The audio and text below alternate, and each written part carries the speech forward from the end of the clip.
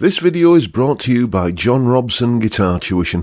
If you enjoy the content, please consider supporting the channel by enrolling on a course, purchasing some guitar lessons or a t-shirt, or you can join my Patreon. Now, on with the show. Hello chaps, welcome once again to John Robson Guitar Tuition. As always, I do hope you're well. It's Tuesday today, which means we are doing a top 5 list. And as you've probably seen by the title of this video and the thumbnail, the topic under discussion today is that of three-piece bands. I did a video on the art of playing guitar in a three-piece band a little while ago, and it was suggested that I do a top 5 Tuesday on the topic, you know, basically my favourite three-piece lineups, and that is very much what we're doing today. That's the angle I'm going for. I'm not making any claims about the bands on this list being objectively the best, the most influential, the greatest of all time. These are just my favourites. There's probably going to be one or two bands that are missing from this list that might surprise you, but these are just, as I say, my favourites. If you think if your favourites differ from mine, then, you know, leave yours down in the comments section. But let's get started straight away with Cream. Yes, indeed, the Cream, as they were initially called. You know, Eric Clapton had had his stint in John Mayall's Blues Breakers, and what he yearned for was to be the frontman, the band leader of his own three-piece blues band, like his hero Buddy Guy. And he recruited Jack Bruce and Ginger Baker, which was never going to be a combination that lasted, that had any kind of longevity, because they were notoriously disliking of each other, it has to be said. But, you know, this kind of lineup, Jack Bruce, Ginger Baker, Eric Clapton, the Cream, Eric initially thought it was just going to be a textbook blues band with him at the helm. And then he suddenly realised that, you know, that's not exactly what the other two had in mind. And they were pushing and pulling at each other's musical ambitions and musical boundaries in a way that created some, I think, fantastic results. I certainly think that when you listen to Eric's playing before Cream, the sort of the Beano album, Blues Breakers sort of stuff, and then after Cream, I'm thinking of the Layla sessions, you know, I think there was a quantum leap in his playing, and that can only have been as a result of you know, the whole Cream thing, being in that sort of environment with two other very competitive musicians who were, you know, kind of egging each other on, and, you know, kind of one-upmanship in a musical sense kind of going on, so that they were all you know, kind of stretching each other. And I think you hear that in this music. You know, I still go back and listen to Disraeli Gears and Wheels of Fire, and I can't tell you how many times I've watched the farewell concert, you know, the Albert Hall thing. It's just, you know, fantastic music. I don't think this is Eric Clapton's finest hour, but I think it was certainly, he was on his way there. His finest hour, as far as I'm concerned, was the Layla period, but I don't think it had got there without this band, Cream. Next, The Police. Yes. Now, this is a band that sort of broke the mould, really. We'd had, you know, from sort of Cream onwards, you know, the power trio had been established as being loud, in your face, you know, kind of loads of kind of overdriven guitars, big long solos and that kind of thing.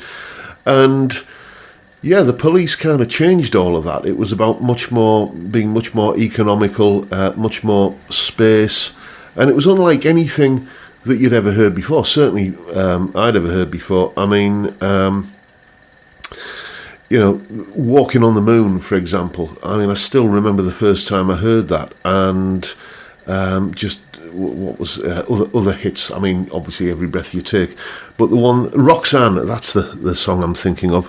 You know, that kind of reggae choppy kind of guitar and that kind of vocal that was just, you know, it's like you think the only way a mortal can sing that high is by, you know, kind of breathing in a helium balloon or something. You know, it's So Sting's vocals, Andy Summers' kind of atmospheric guitar work, it was certainly trend-setting, wasn't it? Because, it was suddenly every guitar part you heard after The Police suddenly was kind of bathed in like loads of kind of ambient, chorusy kind of goodness. So, yeah, The Police, I mean, I don't think I have any of their albums from that period. I used to, but they they were all on cassette that people had recorded for me, and stuff. But just this morning, I was listening to the best of, and you just kind of sit there and kind of listen to it, and you think, yeah, remember when music was this good? It's just a fantastic band, innovative, groundbreaking, and unique sounding, and very influential. So one of my favourite three-piece bands had to be on the list. Next, Stevie Ray Vaughan and Double Trouble. Okay, back to the blues rock stuff, or kind of probably more accurate to say blues. Stevie Ray Vaughan and Double Trouble. Now, I know what you're thinking. You're thinking, hang on, Stevie, Chris Layton, and Tommy Shannon and Rhys Winans. They were a four-piece. Yeah, after 1985, when Rhys Winans joined on keyboards, they were indeed a four-piece. But the first two albums, Texas Flood and Couldn't Stand the Weather, were done as a three-piece. Yes, I know, they got a sax player in for Stang Swang, the final track on Couldn't Stand the Weather, but it's basically a three-piece band album, that all the same. And I was a little bit late to the party with Stevie Ray Vaughan because, I didn't discover him until about 1989, 1990.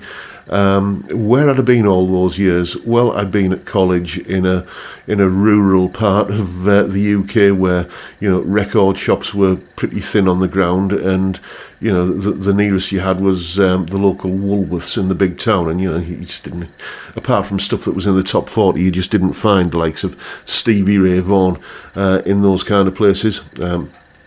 So I was a little bit late to the party and discovered Texas Flood. Yeah, great album. Yeah, listened to that a lot. But then when I heard Couldn't Stand the Weather, the opening track, scuttlebutting, I nearly had a trouser accident. It was like, okay, well, I'd better sell all my guitars now then, because there's no way I'm ever going to get anywhere near that. And it was that album, actually, that made me realise, that sort of turned me on a little bit to Jimi Hendrix. Because of the version of Voodoo Child that's on the album. Up until then, Hendrix had just been this kind of wild man, kind of smashing up guitars, howling feedback, setting fire to stuff, and I just didn't get it because I hadn't been exposed to the right stuff. But hearing that version of Voodoo Child on Couldn't Stand the Weather, it sort of turned me on to Hendrix. That was the key to unlocking Hendrix for me. But what a great album! I still listen to it to this day. Not a bad track on it, and things that I used to do. What's other stuff on there? I can't remember the track listing off the top of my head. Kind of joys of getting older, but what a fantastic album, and what a fantastic band that Stevie Ray Vaughan and Double Trouble were on those first two albums. Not that saying anything against subsequent albums where we added keyboards to the mix, but we're talking about three-piece bands here, so they had to be on the list. Next, The Stray Cats. Oh yes, now I remember the Stray Cats first hearing that, their first single, Runaway Boys. Again, it's just file it under that same sort of thing I was talking about with the Police. Like nothing you'd ever heard before. Nothing had ever sounded like this. I mean, I grew up in the 70s, as I've mentioned many times, and, all that kind of 50s rock and roll nostalgia sort of stuff was, kind of a pretty big thing for me. And I could tell that this was drawing water from the same well, but it was completely different. It just had an anarchic edge to it that all the sanitised rock and roll revivalists like Shakin' Stevens and Shawaddy Waddy and I guess Shannon I'd listened to them a little bit via the Grease soundtrack. This was nothing like this. This was dangerous, and it was exciting, and it was utterly fantastic. Then Rock This Town came out. I was all over that like a cheap coat. What a fantastic song. And then Rock This Town is starting to kind of wane a little bit in the charts, and the next single, Stray Cat Strut, comes out, and before I heard, what's this going to be about? Drop the needle on the groove, and it was like, what the heck is this? All of these kind of spooky, as I thought at the time, these odd kind of spine-tingling chords and kind of, again, dangerous, dissonant-sounding runs. I didn't realise it at the time, but I was starting to develop a taste for jazz via that record. So, just an incredibly powerful band, I thought. Three-piece band. Take a listen to, by the way, if you want to listen to some great blues playing, the B-side of Stray Cat Strut, a live recording of a slow blues called Drink That Bottle Down. I think it was recorded at Newcastle City Hall, and listen to the guitar playing on that. And bear in mind, Brian Setzer, when he played like that, was 22 years old. Incredible. They turned me on to jazz via that slow blues thing there, alongside Eric Clapton that I was listening to at the time by the Layla album. I kind of got into blues via that kind of route as well. And just, as I say, anarchic, fantastic, dangerous music, and I love it. So that's why they had to be on the list. Next. Motorhead. Yeah, I've just been speaking about anarchic, dangerous, fantastic music, and I couldn't think of a better quote or a better description, rather, of this band. Just incredible. I mean, I remember probably the first time I saw Motorhead were when they did that duet with the girl, the female rock band Girls School, I meant to say, on Top of the Pops, and they were just, I thought, what is this? Again, like nothing you'd ever seen or nothing you'd ever heard. It seemed both kind of dangerous and kind of tongue-in-cheek at the same time, which is, I suppose, that sort of sums up Motorhead. A mate of mine back then described them as a cartoon heavy metal band. And I can see how you can take that as being, something pejorative, but it's sort of true, isn't it? It's... even your granny loved Lemmy. Do you know what I mean? He was like, he had that sort of Billy Connolly quality about him. He could be as anarchic and dangerous, but all grannies still loved him, certainly minded. And, has there ever been a better opening to an album than that bass riff at the beginning of Ace of Spades? And, just the live album, No Sleep Till Hammersmith.